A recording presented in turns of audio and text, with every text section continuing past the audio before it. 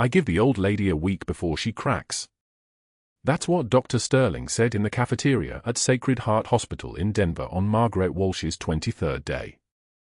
Not that she was listening. Not that she cared. The words hit her is the way fluorescent light hits closed eyelids, present, irrelevant, already forgotten.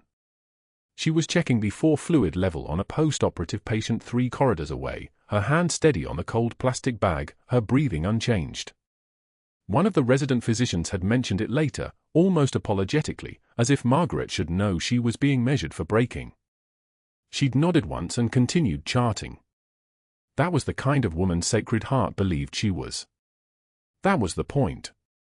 Margaret Walsh had arrived at Sacred Heart 6 weeks ago as a replacement nurse through a temp agency called Henderson & Associates, her silver hair pulled into a neat bun, reading glasses perched on a weathered nose, resume listing 15 years of nursing experience and nothing else.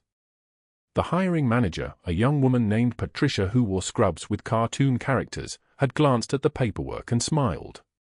"You'll fit right in," she'd said. The perfect camouflage. The absolute invisible woman.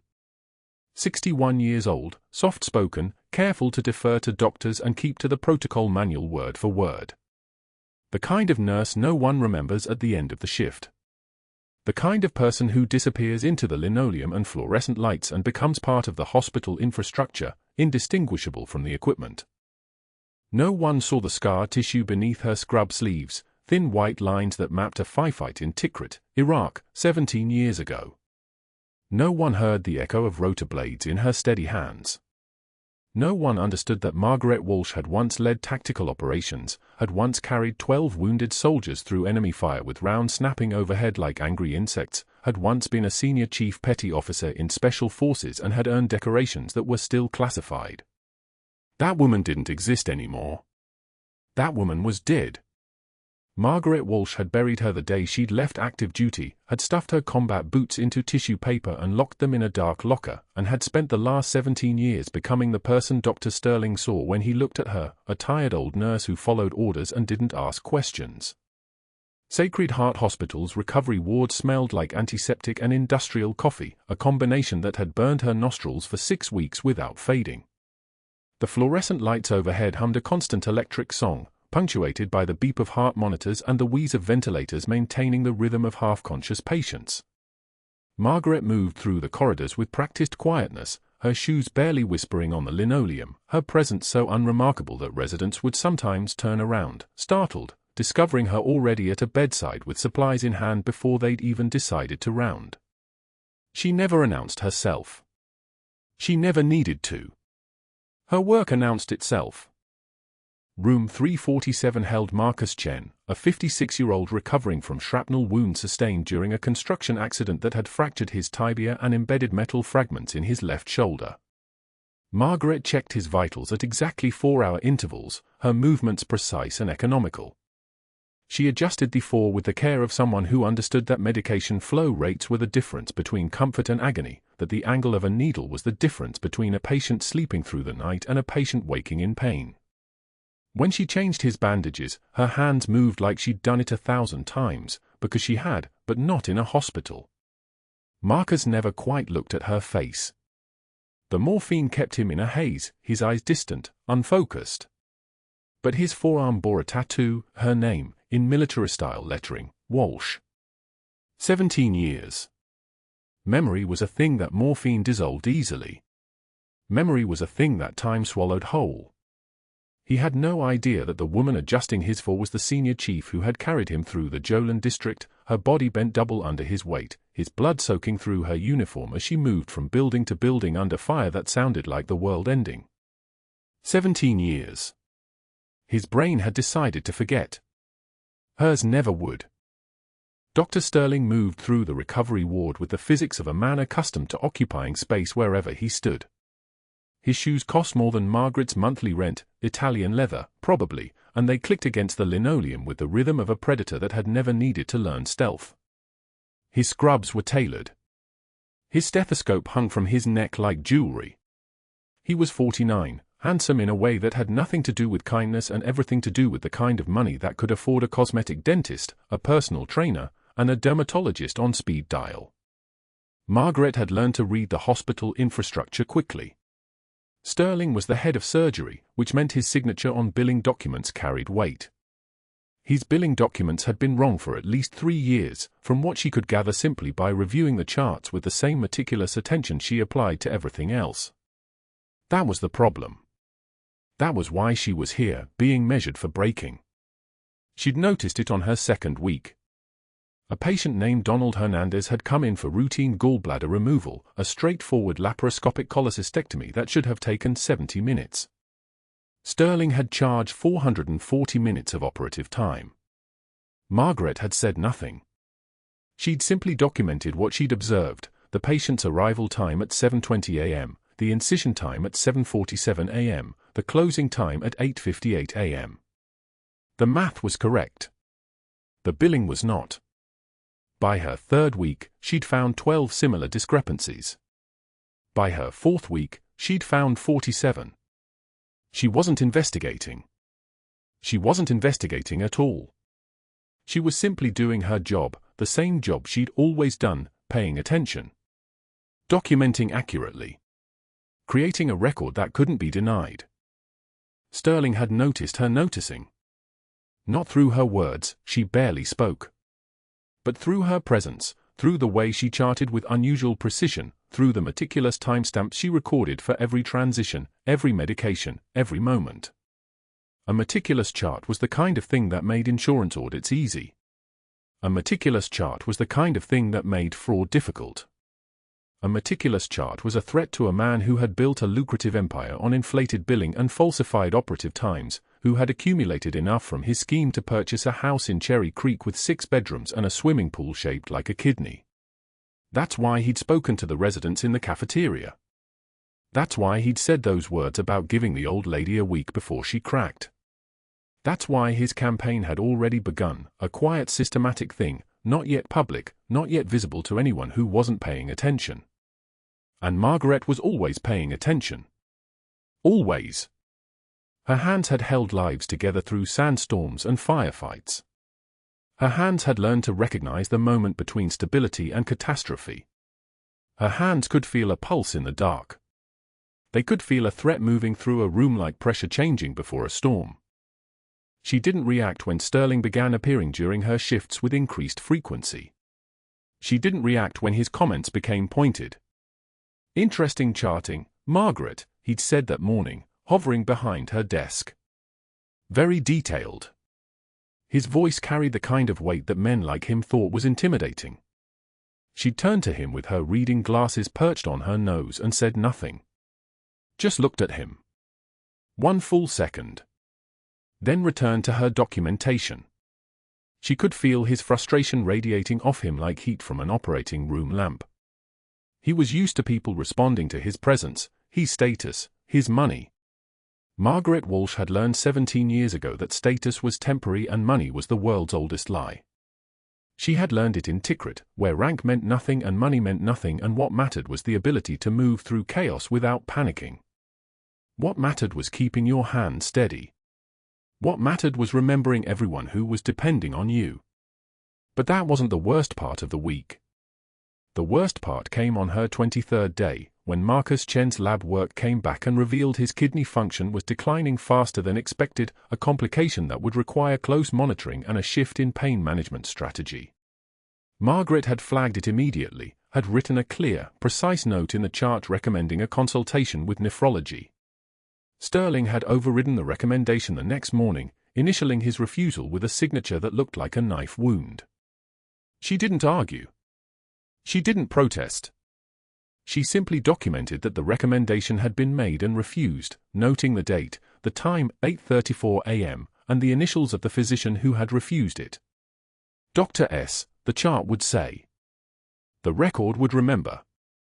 The record always remembered. The cafeteria went silent when Margaret's tray hit the floor. She'd walked past Dr. Sterling's table without seeing him, moving through the lunch crowd with the careful invisibility she'd perfected over 15 years, the silver hair, the reading glasses, the way she made herself smaller than she was.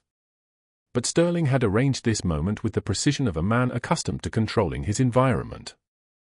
For resident physicians sat around him like disciples, and he spoke loud enough for 3 surrounding tables to hear. I give the old lady a week before she cracks.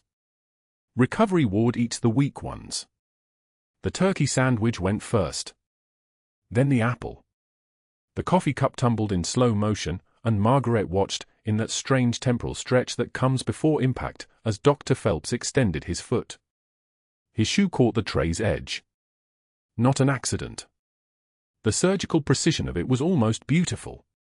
Soup exploded across the floor in a Jackson Pollock spray, the bowl shattering, and Margaret's white sneakers darkened with broth. The sound of breaking ceramic echoed like a gunshot. Nobody moved. The fluorescent lights hummed their mechanical song overhead, indifferent. Sterling stood, his voice carrying the kind of authority that comes from years of knowing the room belonged to him.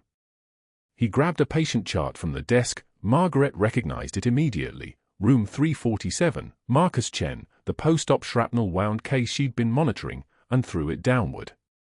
Pages scattered across the spilled soup like autumn leaves in mud.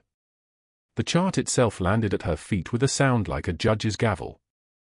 Pick that up, sweetheart. That's more your speed than actual medicine. Laughter. Not everywhere, but enough. The younger residents laughed because Sterling laughed. The nurses at the adjacent table looked away. The cafeteria staff behind the serving lines suddenly became very busy with the soup station. Margaret took one measured breath. She'd stood in worse circumstances than this, had knelt in rubble in Tikrit while IEDs detonated 2 blocks away, had held a bleeding Marine's hand while Apache rotors shook the dust from the walls. This was different, smaller, but the technique was identical. Control the breath. Control the mind. Let the body do what it had been trained to do. One tear escaped anyway. Just one. It traveled down her left cheekbone with mathematical precision, reaching her jaw as she met Sterling's eyes. She didn't blink. She didn't tremble. Her hands, when she moved them, were steady as a surgeon's, the kind of hands that had sewn field dressings in darkness, that knew how to stop bleeding with nothing but pressure and will. She knelt to gather the scattered papers, her knees cracking softly as she bent, and began collecting them one by one. The room watched. That was the point of humiliation, wasn't it? The audience was essential. One person could destroy you in isolation, but humiliation required witnesses. It required the knowledge that others had seen your diminishment. I've cleaned up worse messes than this, Doctor, Margaret said, her voice steady as a heartbeat, never breaking eye contact. She spoke quietly enough that only Sterling and the nearest tables could hear, but her tone carried something that made the laughter stop. Not anger. Anger would have been weakness. This was something else entirely, a voice stripped of apology, of self-doubt, of the social lubrication that made hierarchies tolerable. She gathered the last paper. The patient chart was wet now, the ink beginning to run, and she held it carefully so the moisture wouldn't spread. She stood, her knees popping again. 30 years of running through sand and concrete had earned her those sounds, and met Sterling's gaze one final time before turning away. What she did next was the key. She didn't retreat. Didn't hurry. Didn't disappear into a bathroom to compose herself. Instead, she walked to the trash receptacle by the exit, disposed of the ruined chart pages, then moved to the sink. She washed her hands with the deliberation of a surgeon prepping for surgery. Warm water. Surgical soap. Between each finger. Under each nail. The entire cafeteria watched, and the silence had changed texture. It wasn't the silence of her humiliation anymore. It was the silence of uncertainty. Sterling's jaw tightened. She could feel it without looking. The first sign that his calculation had gone wrong. He'd expected tears. He'd expected retreat. He'd expected her to shatter like the bowl had shattered. Instead, as she dried her hands on a paper towel, Margaret allowed herself the faintest smile, not directed at anyone, just present on her face like a secret she was keeping. The kind of smile you wear when you've just remembered something important about yourself. That night, Sterling made his moves. The shift change came at 11 p.m., and he was waiting at the nurse's station when Margaret arrived for the graveyard rotation. He was alone, that was the setup. He wanted witnesses but not enough to make it obviously orchestrated. 3 residents were charting at computers within earshot. The charge nurse was reviewing medication inventories. The unit clerk was processing discharge papers. "Granny, these charting notes of yours, I'm having trouble reading them," Sterling said, loud enough to carry. He held up Margaret's documentation from the previous shift, pointing to her handwriting. "Maybe those old eyes need stronger glasses, because these notes are barely legible. How am I supposed to trust clinical assessments I can't even read?" The attack was brilliant in its construction. He wasn't questioning her competence directly, he was questioning her vision, her physical capacity, planting seeds of doubt about whether an older nurse could even perform the most basic task. The message to every resident in earshot: she's aging out, she's failing, she's past her usefulness. Margaret wiped the tear from her cheek. There had been one, surprising herself, without breaking eye contact. Her voice, when she spoke, had dropped an octave since that afternoon in the cafeteria. The softness was gone. What remained was steel wrapped in courtesy. "My vision is 20/20, doctor, which is why I notice details others miss." The words landed like a knife. Not a threat. A simple fact delivered with the certainty of someone who had nothing left to prove. She turned back to the monitors, resuming her shift assessment without waiting for his response. After a moment, Sterling walked away. He had to. Staying would have made his power play obvious to the residents still watching. What he didn't know was that Margaret had already seen inside the machinery of his empire. That night, during her 2-hour lull between vitals checks, Margaret accessed the hospital's digital charting system and began reviewing the cases she'd documented. 3 of them had billing codes that didn't match the procedures she'd actually witnessed. Room 226, post-op appendectomy, the chart listed a spinal fusion code worth $1,200 more. Room 189, laparoscopic cholecystectomy, billing showed open surgical complexity with an additional anesthesia charge she knew hadn't happened. Room 347, Marcus Chen's wound management, the claim included 2 consultants who'd never set foot in the recovery ward. Her meticulous documentation habits, the same habits Sterling had mocked, had caught a pattern. Insurance fraud running through the recovery ward like a cancer. Not just billing errors. Systematic, intentional, coordinated. The kind of scheme that took years to develop and weeks to unravel if someone was paying attention. She pulled the records, cross-referenced her own charting against the submitted bills, and documented the discrepancies in a carefully worded email to the hospital's billing department. 30 seconds per case. 180 seconds of her attention. Then she deleted the email from her sent folder and submitted it through the hospital's anonymous reporting portal, covering her digital footsteps the way she'd been taught to do decades ago. Sterling received the billing department's inquiry the next morning. The email was professional, routine, but the signature line contained 3 flagged cases and a single name appearing across all 3, Margaret Walsh, RN. Within the hour, he'd made 4 phone calls.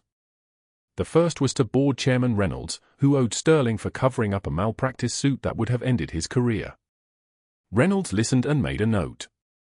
The second was to the temp agency that had placed Margaret, asking pointed questions about her background, her references, her reliability. The third was to his lawyer about liability exposure and employee misconduct. The fourth was to an external investigator named Patricia Drummond who specialized in building cases against nurses for behavioral violations, documentation fraud, and protocol violations. By the end of the day, Margaret's schedule had been changed. Her break room access was questioned by a new security requirement. Her patient assignments were suddenly restricted to post-op recovery cases instead of the full floor. The system that had been invisible was now very visible, and it was closing around her like a hand making a fist. But that wasn't the worst part. The worst part came when she understood what was happening. Sterling wasn't just attacking anymore. He was strategizing. He was using his board connections and his institutional power like weapons. He was going to bury her not with mockery but with paperwork. That evening, Margaret drove to Calvary Cemetery in the gathering dusk. The rain came down in Denver's heavy way, the kind that hammered rather than fell, turning the headstones into dark shapes against the wet grass. She knelt at Tom's grave, her uniform still damp from the hospital, her hand steady but not because she felt steady. The granite was cold under her fingertips. "I'm trying to be the person you believed I was," she whispered to the stone, to the man beneath it, to the 15 years of being invisible. "But the old life keeps finding me." The email landed in Dr. Sterling's inbox at 8:08 a.m. on a Tuesday. Subject line, "Billing discrepancy alert." His fingers went cold on the mouse as he scrolled through the attachments: 3 patient charts flagged by the hospital's automated compliance system, surgical charges that didn't match the procedures documented, insurance claims filed at elevated rates while the actual work performed was significantly less. And on every single case file, documenting nurse Margaret Walsh. Her name appeared in the margins of his carefully constructed empire like cracks spreading through marble. Not one discrepancy. Not 2. 17 across the past 60 days, each one meticulously charted with timestamps, exact medication doses, and procedure notes that contradicted the billing code Sterling had submitted to the insurance carriers. The old woman didn't miss details. She recorded them with the precision of someone who'd spent a lifetime documenting things that mattered, things that could save lives, or destroy reputations. Sterling closed the email and opened his office door. The hallway was empty except for the distant sound of a monitor alarming in the ICU. He knew exactly what Margaret Walsh was, whether she knew it herself or not. She was a walking audit. A human paper trail leading directly to his $847,000 a year insurance fraud scheme, the same scheme that had funded his lake house, his daughter's Yale tuition, his Tuesday afternoon golf outings while the actual surgeon stayed late. He could feel the walls beginning to press. The hospital billing department would flag this for the compliance officer. The compliance officer would escalate to administration. And once administration looked closely enough, once they saw the pattern of inflated charges against Margaret's accurate documentation, once they brought in outside auditors and forensic accountants, Sterling sat back in his chair and made a decision.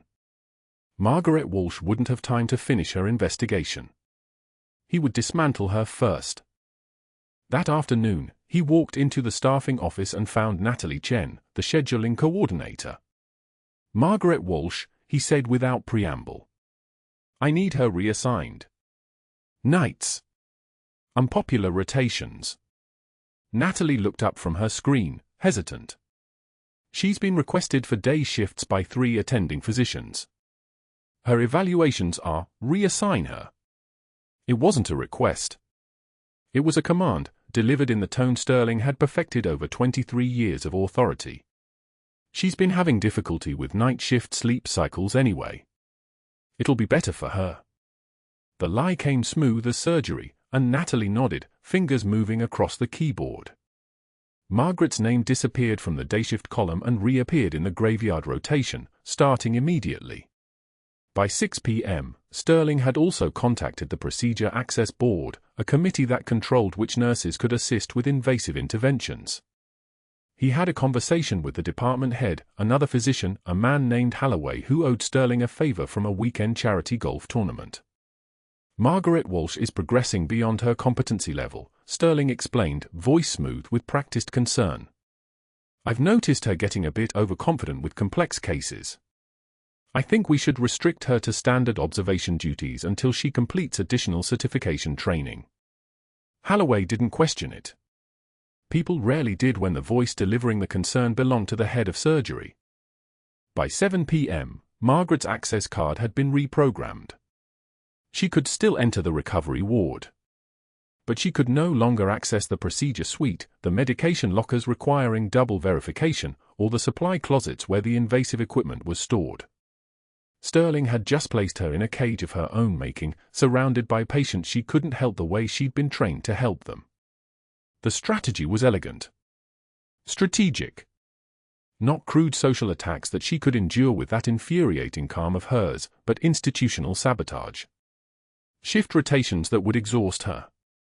Restrictions that would make her feel powerless. She would begin to doubt herself. She would make mistakes born from frustration. And when she did, when those mistakes accumulated, Sterling would have documentation. Real documentation. The external investigator Patricia Morse was arriving Thursday. Everything would be in place by then. The recovery ward at 2:17 a.m. was a landscape of low voices and monitor rhythms, the kind of silence that belongs only to hospitals in the dead hours. Margaret was finishing her rounds on the night shift, her first rotation in the new schedule that Sterling had orchestrated. Exhaustion pulled at her from behind her eyes, but her hands moved through vital sign checks with the mechanical precision of someone whose body had learned these movements decades ago. 16 beds. 16 patients. Each one stable, each one monitored, each one sleeping under the fluorescent hum that never quite dimmed. She paused at room 347, where Marcus Chen lay with his chest wrapped and his breathing steady. The shrapnel wounds were healing clean. The infection markers had dropped. Everything was progressing correctly, which meant Margaret was performing her job well enough that Sterling couldn't yet accuse her of negligence. The doors to the recovery ward burst open at 2:23 a.m. That was the first sound that broke the rhythm, not the mechanical sounds of medicine, but the sound of violence entering a place built for healing. A man, 7 feet tall with the kind of wide-set shoulders that made doorways seem narrow, pushed a young nurse named Rachel Summers against the far wall with one massive hand wrapped around her throat. His other hand held a revolver, the barrel catching the fluorescent light as it swept across the room. "Morphine," he rasped, his voice like a vehicle engine trying to start in winter. "Fentanyl. Anything with teeth. Now." His pupils were dilated to the size of dimes. Methamphetamine, Margaret thought immediately, the kind of high that came with paranoia and tremor and the absolute conviction that whatever he wanted was justified by the demons only he could see. The recovery ward froze. That was the second sound, the absence of sound. Monitors still beeped, but their rhythm seemed to slow, as if time itself had decided to hold its breath. A young resident named Dr. Patel stepped backward instinctively, his hands raised. The night shift coordinator picked up the phone, trembling, but made no other movement.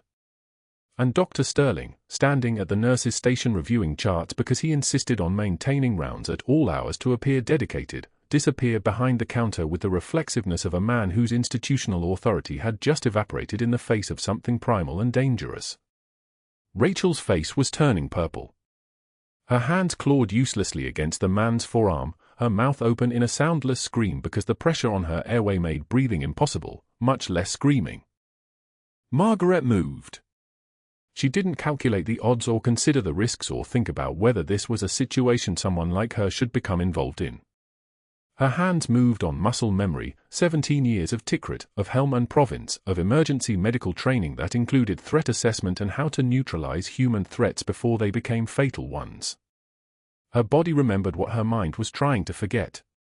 She crossed the recovery ward in 4 steps, her movements efficient and economical, a swimmer cutting through water rather than air.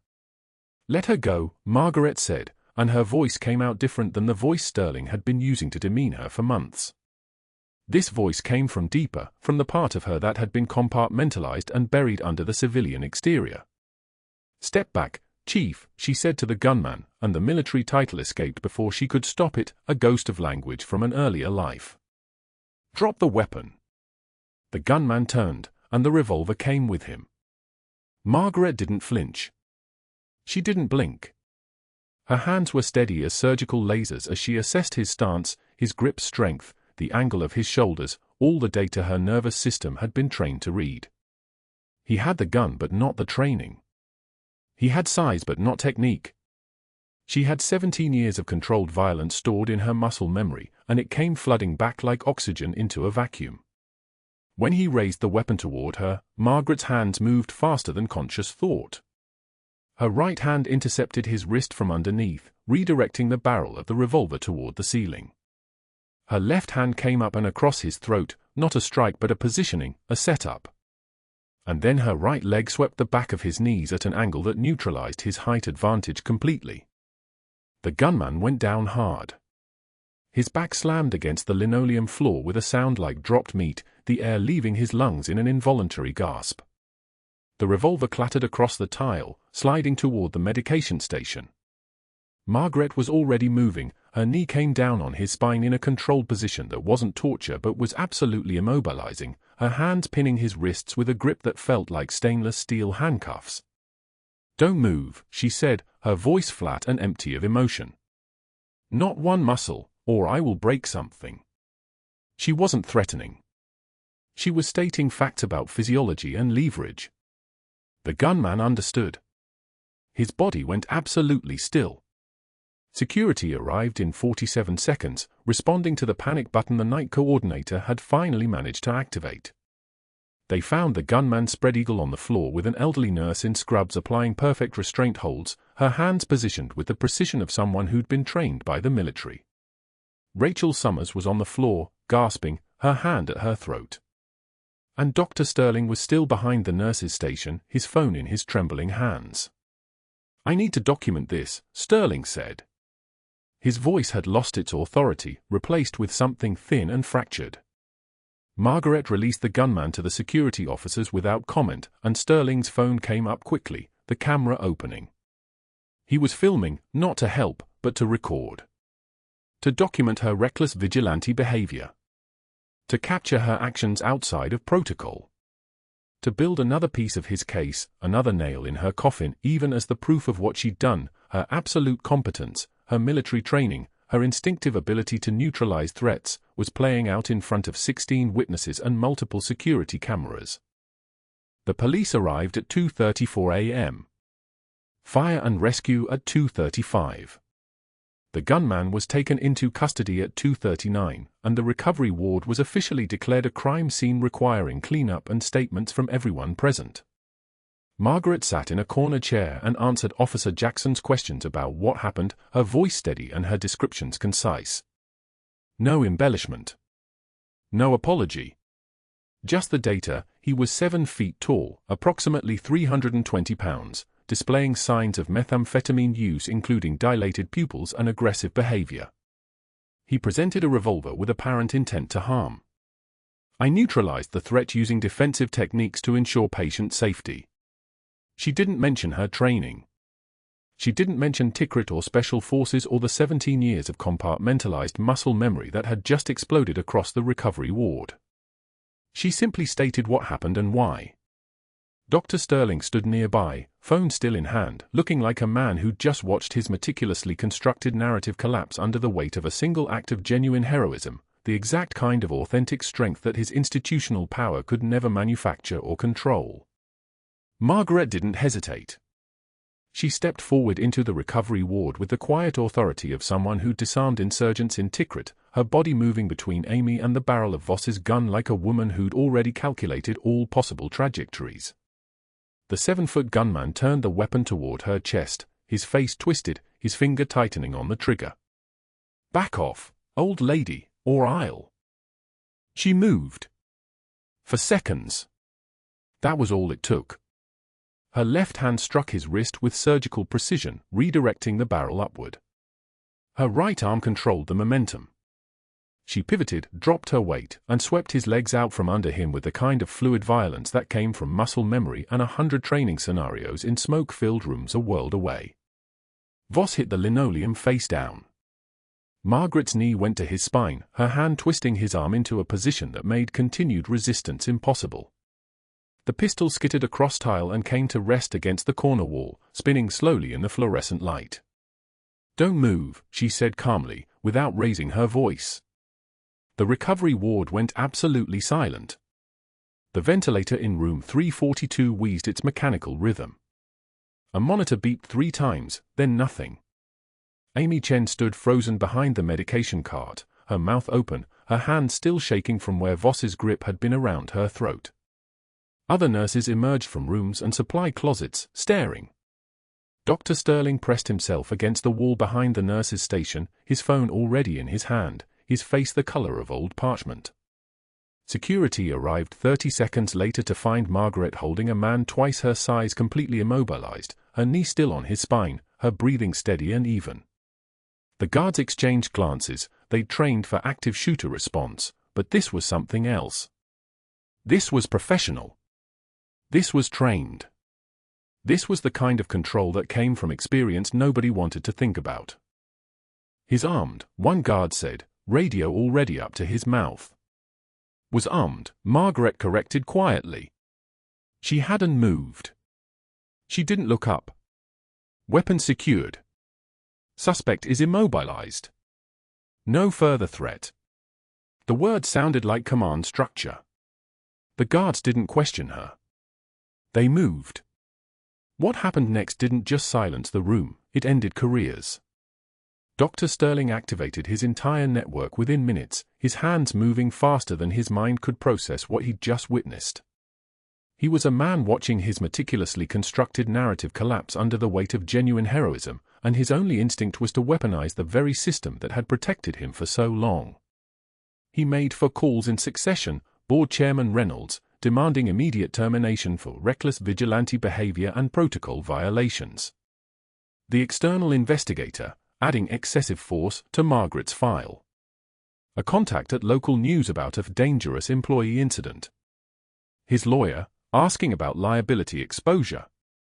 By noon, the paper was already moving. Hospital Administrator Oakes knocked on the door of Sterling's office, her face tense but resolved. She'd seen the security footage. She'd watched a woman subdue an armed attacker with precision and control, no wasted movement, no unnecessary violence, no collateral damage. But Sterling's network had moved faster. The board had convened in emergency session. 3 phone calls from financial stakeholders questioning liability. 1 direct message from the hospital's insurance carrier requesting immediate action. Margaret Walsh. Oakes asked when she found her in the break room, still in her civilian clothes, jeans, grey sweater, no badge. Margaret had arrived for her final shift before suspension, only to discover her shift had been cancelled. "Yes. Your employment is terminated, effective immediately." Oakes's voice was careful, professional, the voice of someone caught between protocol and what her gut told her. "Security will escort you from the building. Your badge and keys are confiscated. We'll mail your final paycheck." Margaret stood. She took one measured breath. A single tear escaped down her cheek, and she wiped it away with the back of her hand before meeting the administrator's eyes. "I understand," she said with quiet dignity. Not anger. Not protest. Just the acceptance of someone who'd been through enough wars to recognize when one was already lost. She walked out of Sacred Heart Hospital at 12:22 p.m. on a Tuesday, her name already being struck from the system, her access codes already revoked, her presence already becoming a story that people would tell in the break room over the next week before moving on to gossip about the attending surgeon's affair with the surgical tech. But in room 347, something was shifting. Marcus Chen opened his eyes as the replacement nurse fumbled with his support, her hands not quite steady, her movements lacking the practiced efficiency that Margaret had brought to the routine. Morphine fog still clouded his mind, he'd been in and out of consciousness for 3 days, his body struggling to heal from shrapnel wounds that had nearly killed him twice. But something in the nurse's face, the angle of her chin, the way she moved around his bed, triggered a memory that broke through the chemical haze. Tikrit. October 2006. Gunfire. Smoke thick enough to cut. A voice in his ear, steady, commanding, "Female, stay with me, Phoenix. I've got you." Hands carrying him through fire. Not gentle. Professional. The kind of hands that had held lives together in rooms that didn't have walls anymore. He croaked the word out, his throat dry from the ventilator, "Phoenix." The replacement nurse startled. "Did you say something, Mr. Chen?"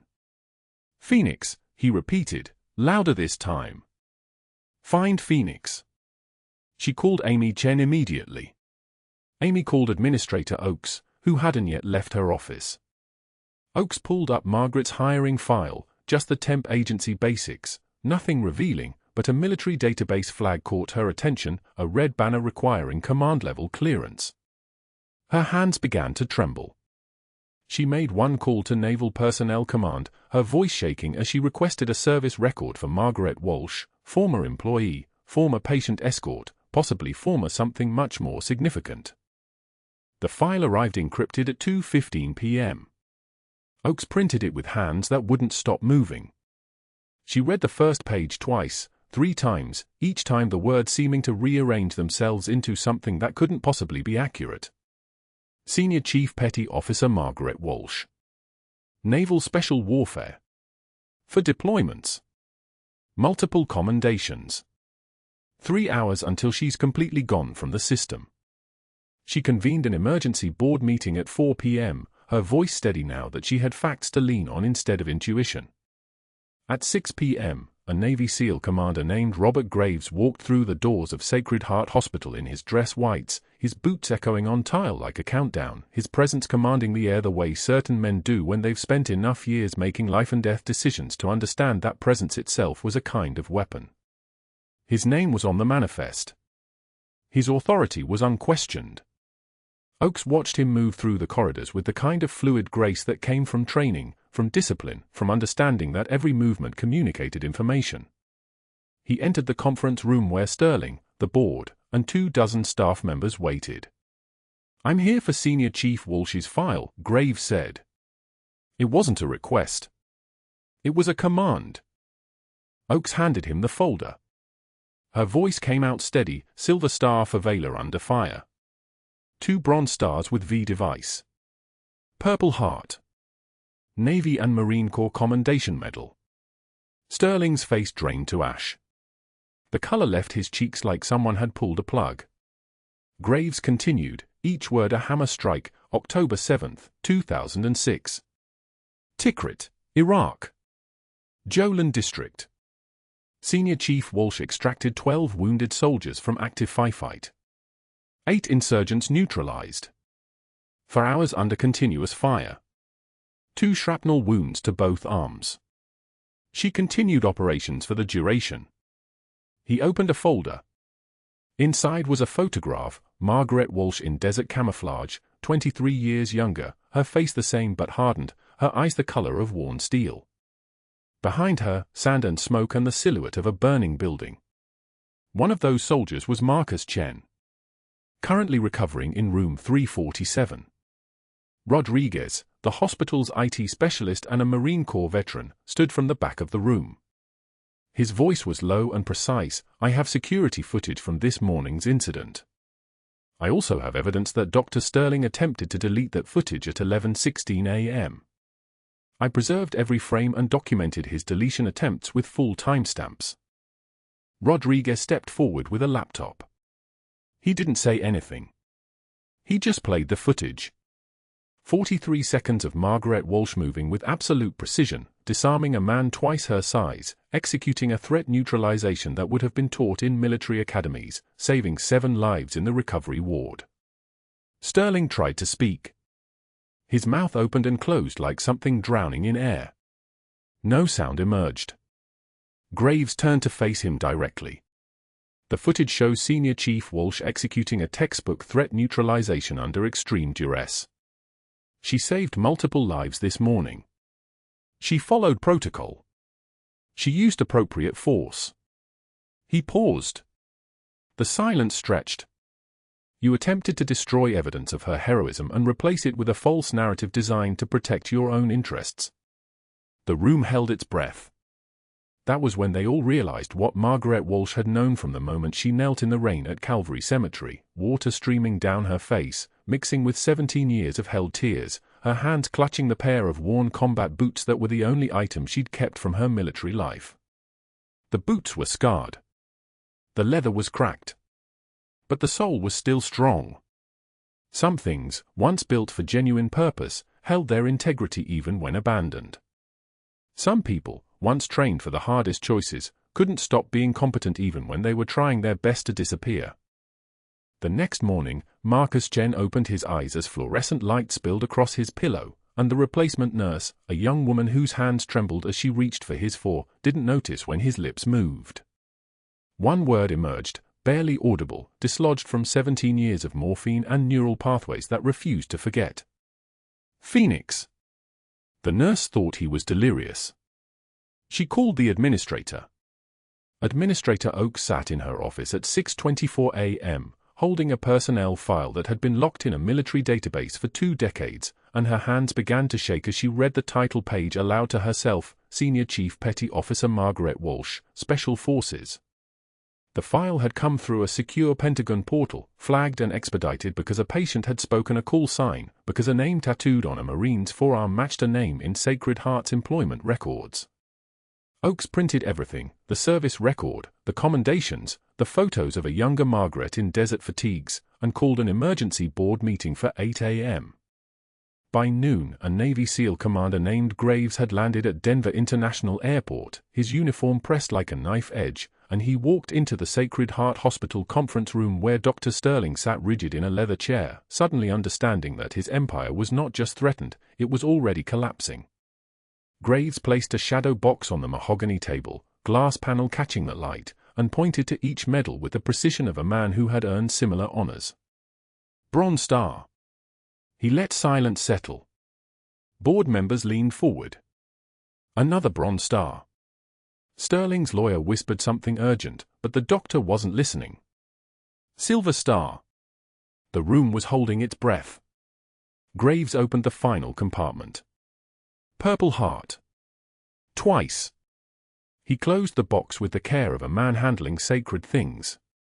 Senior Chief Petty Officer Margaret Walsh earned these across for combat deployments in Tikrit, Helmand Province, and Fallujah. She carried 12 wounded soldiers to safety during a single night operation in the Jolan district. She did it without backup, without air support, without expecting recognition. Sterling's face had gone the color of old bone. And then, Graves continued, his voice dropping like an artillery strike, she came here and taught you people how to save lives without firing a shot. The hospital IT specialist named Rodriguez, a former Marine who had been watching Sterling's digital footprints with the patience of a predator, dimmed the conference room lights and tapped his keyboard. The security footage played on the screen in perfect clarity. Margaret's form moving like water through the chaos, the 7-foot gunman's weapon rising, Margaret's hands executing a disarmament sweep with economical precision, the gunman's body hitting linoleum in 4 seconds. No excessive force. No recklessness. Perfect tactical execution. The footage looped twice, then Rodriguez opened a second folder. While investigating Dr. Sterling's deletion attempts, Rodriguez said, "I found these." Financial documents filled the screen, billing codes highlighted in red, phantom procedures, insurance fraud totaling $847,000 over 18 months. Margaret Walsh's meticulous handwriting appeared flagged on every discrepancy report. Her charting, Rodriguez continued, is what triggered the billing department's audit. She documented every fraudulent entry without understanding what she'd found. She was doing her job. Which means she was doing something Dr. Sterling couldn't afford. Board Chairman Reynolds stood abruptly, his face crimson. This is speculation and character assassination. Commander Graves cut him off with 4 words. Federal investigator. Outside now. Reynolds sat down like someone had pulled his chair. Sterling's lawyer began whispering urgently, but Sterling wasn't listening. He was watching his carefully constructed pyramid of lies collapse under the weight of a nurse's attention to detail. The hospital attorney, who had remained silent until now, began reading from employment law, each statute landing like a hammer: wrongful termination, retaliation against a whistleblower, defamation. Administrator Oakes looked at Sterling with something that transcended anger. It was the look of someone who finally understood they had hired a man capable of destroying an innocent person to protect his theft. You fabricated disciplinary issues against a decorated war hero because she threatened your fraud scheme, Oakes said, her voice steady as a laser. You built an entire case against her character to conceal your crimes. The police arrived at 7:38 p.m. Officers in Denver PD Blues escorted Dr. Sterling from the conference room in handcuffs, past the nurse's station where the day shift had gathered, past the recovery ward where Marcus Chen watched from his doorway. Sterling's medical license was suspended within hours. The Colorado Medical Board revoked it permanently the next morning, the decision made in a closed session, the official statement citing conduct unbecoming a physician and criminal conspiracy in federal matter. No prison time, his lawyer negotiated a plea agreement in exchange for full cooperation and restitution. But his career was finished. Margaret heard later, in the way hospital gossip travels, that he was teaching CPR classes to bored community college students for minimum wage, a man who had once controlled the operating room now demonstrating chest compressions on plastic dummies. That evening, Commander Graves found Margaret at Calvary Cemetery in the rain, standing at Tom's grave with the pair of worn combat boots still resting against the headstone. The leather was soft from Tikrit sand, the soles worn thin from walking through markets and checkpoints and the corridors of field hospitals. Rain hammered the cemetery like incoming fire. "Senior Chief," Graves said quietly, approaching with his hands visible, "the way you approach someone who has been trained to react to threats, you have a room full of people who need to see you." Margaret shook her head, and her voice came out fractured. "I left that life, Commander. The PTSD was unbearable. I chose invisibility to heal. To be normal. To stop being a weapon." Graves bent down and picked up the boots, brushed mud from the leather with careful fingers. "Healing doesn't mean hiding. Today you saved lives, not as a senior chief petty officer, but as Nurse Walsh. Maybe that's who you were meant to become." He held the boots toward her, and the rain fell harder. Both things at once. Margaret looked at Tom's name carved in marble and didn't answer. Graves set the boots beside her feet. "Your husband wanted peace for you. Maybe peace isn't the absence of war, Senior Chief.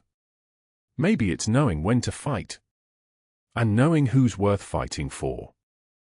The next morning, Margaret walked into Sacred Heart Hospital and the entire day shift began applauding as she entered the recovery ward. Her badge had been returned personally by Administrator Oakes, who had waited by the front entrance at 6:50 a.m., her apology wordless but absolute. Dr. Phelps, the resident who had tripped her in the cafeteria, approached with red eyes and trembling hands. "I'm sorry. I was wrong. I was following his orders and I was a coward and I—" Margaret took one measured breath. Her composure held like granite. "You were following orders from someone who shouldn't have been giving them. Don't do it again." She said it without cruelty, without judgment, just fact delivered by someone who had learned that forgiveness was harder than anger and vastly more powerful. She walked to room 347 carrying her old combat boots. The leather was worn soft, creased from thousands of miles, stained with sand and rain and things she would never speak aloud. Marcus Chen was awake, sitting up, his daughter Amy holding his hand. Margaret set the boots on the bedside table and watched recognition bloom across Marcus's face like a sunrise. 17 years compressed into a single moment. He stared at the boots, then at her face, and his voice came out thick with tears and certainty. "Phoenix. Chief Walsh." He reached for her sleeve and pulled it up to show the tattoo, her name in block letters, the ink faded but unmistakable, ink that had been applied in a forward operating base in Tikrit while his hand still shook from blood loss. "You told me you'd find me after the war. I've been looking. I never stopped looking." Margaret's composure finally broke, not one tear but many, falling freely as she gripped his hand. "I found you, Marcus. I just didn't know if you'd remember me." Amy Chen stood, understanding dawning across her young face. "You're the woman from his stories. The one who carried him through the firefight." "He was too heavy," Margaret whispered. "But I didn't have a choice." Marcus laughed through his own tears, the sound like music after silence. "You never had a choice, Chief. That's who you are. That's who you've always been. You just had to remember."